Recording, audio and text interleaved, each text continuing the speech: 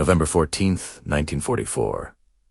Camp Miles, Standish. The Atlantic wind does not blow here. It screams. It whips off the dark water of the harbor, carrying the taste of salt and diesel. It cuts through the thin, gray wool of the Wehrmacht uniforms like a razor blade. Renata stands on the wooden platform. She is 24 years old. She is a nurse from Munich. But she has forgotten what her city looks like without smoke. She has forgotten what it feels like to be warm. Beside her, a line of women shivers in the rhythmic, terrifying silence of the vanquished. They are not combatants, technically. They are healers. But to the giant men in olive wrap coats holding M1 Garand rifles, they are simply crowds. They are the face of the monster that has set the world on fire. Renata clutches her elbows. Her knuckles are white, the skin cracked and bleeding from the dry cold. She looks at the boots of the American soldiers.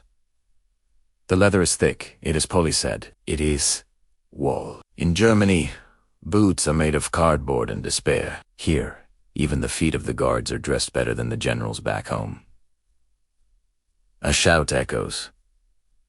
Move out. It is not a scream of rage. It is a command of boredom. This terrifies Renata more than anger. Anger is human. Boredom is mechanical. You do not feed cattle before you slaughter them. You simply move them. They are herded into the back of canvas-covered trucks. The engine roars to life, a deep, throaty rumble of unburnt fuel. The smell is intoxicating and sickening. It is the smell of a country that has so much oil it can afford to spill it. Renata sits across from Helga, a 19-year-old girl from Hamburg who has lost all her hair to stress and malnutrition. Helga is shaking, her eyes wide, staring at the floorboards. They are taking us to the woods, Helga whispers. Her voice is a dry rustle. Goebbels said so. The Americans are gangsters. They will take us to the woods, shoot us, and leave us for the wolves. Renata says nothing. She nods. It is the only logic that makes sense. She touches the Red Cross armband on her sleeve. It feels like a target. The truck drives for 40 minutes. Through the gap in the canvas, Renata sees houses. They are made of wood, painted white. They have glass in the windows. Not plywood, not rubble. Glass. The truck stops. The air brakes hiss a sound like a snake striking. Renata stiffens. She prepares her soul. She thinks of her mother. She tries to summon a prayer, but she is too hungry to find God.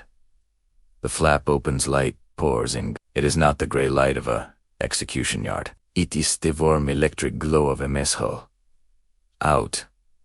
Line up. Ciao. Time a sergeant barks. Renata stumbles out. Her legs are numb. She walks toward the building, guided by the smell. It hits her before she reaches the door. A wall of scent. It smells of roasting meat. It smells of yeast. It smells of sugar and coffee beans. It is a smell so thick, so rich, that it makes her jaw ache. They enter the hall. It is vast. It is heated. The warmth wraps around Renata like a heavy blanket, stinging her frozen cheeks. She picks up a metal tray.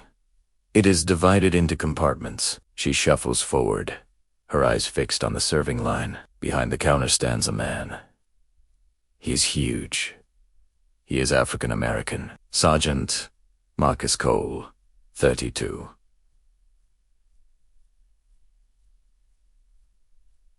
From Detroit, his apron is white. His arms are the size of tree trunks. Renata freezes. The propaganda posters in Munich depicted men like him as savages. She shrinks back, waiting for the blow. She waits for the cruelty she was promised. Cole looks at her. He looks at her hollow cheeks. He looks at the fear vibrating in her frame. He does not see a member of the master race. He sees a starving girl who looks like she might break if the wind changes. He raises a ladle. He drops a mound of mashed potatoes onto her tray. It is white, fluffy, steaming. He adds a ladle of gravy. It is brown and thick, smelling of onions and beef fat. Then, the turkey. Slices of meat, thick slices. More meat than Renata has seen in 2 years combined. And then, he does something impossible. He reaches into a bin and pulls out a dinner roll. It is white bread, not the gray, sawdust-filled bricks of the ration cards. It is soft. It bounces back when he touches it. He places it on our tray. Then he looks at her tray, pauses, and adds a second roll. Renata looks up. Her blue eyes meet his dark brown eyes. "Eat up, Frulin," Cole says. His voice is deep, vibrating in his chest. "You look like a stiff breeze could blow you over." Renata does not understand all the words, but she understands the tone. It is the tone her father used before the war took him. She shuffles to a table. She sits. The room is filled with the clatter of silverware. No one is speaking. The German nurses are eating with the ferocity of wolves, with the reverence of priests. Renata picks up the roll. It is warm. She presses it to her cheek. The heat transfers to her skin. She tears a piece. She puts it in her mouth. It tastes of salt and butter. It dissolves on her tongue. It is not just food. It is a shock to her system. She tries to swallow, but her throat closes up. The tears come. They do not trickle. They explode.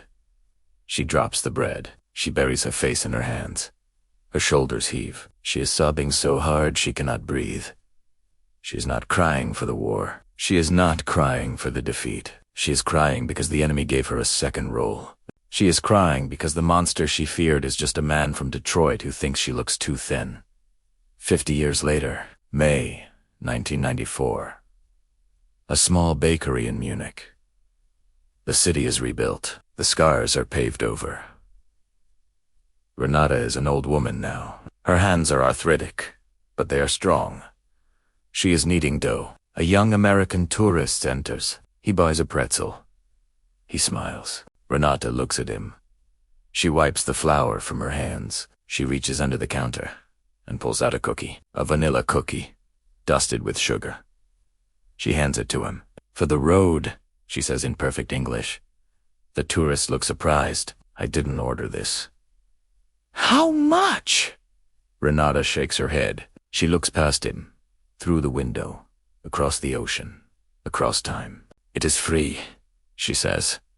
"Someone once gave me 2 rolls. I am just paying back the interest." She watches him eat. She remembers the steam rising from a metal tray in Wars are won with bullets. But peace is won with bread.